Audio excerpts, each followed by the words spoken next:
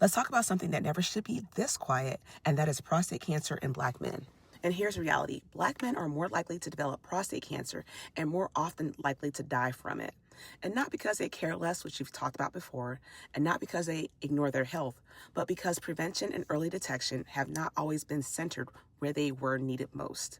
And the myth is, if something were wrong, you'd feel it, or if you feel fine, you must be fine. Like cancer just announces itself to everybody. But prostate cancer often develops silently.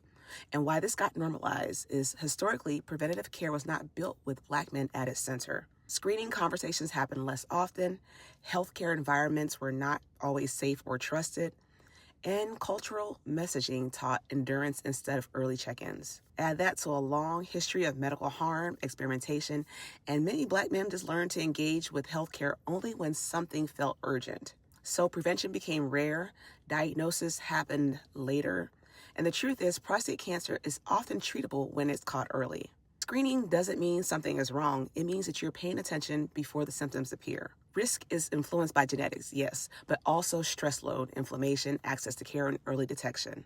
How this shows up now is you get diagnosed at more advanced stages, more aggressive disease at first discovery, treatment starting later than it should.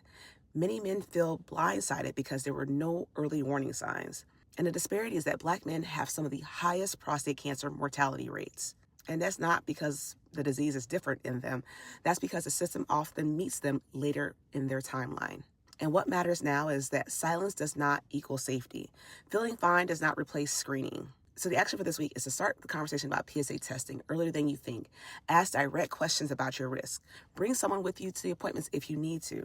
Prevention isn't weakness, it is actually protection. Again, prostate cancer does not have to be loud to be dangerous. Early awareness changes the outcomes. So check in tomorrow for another myth.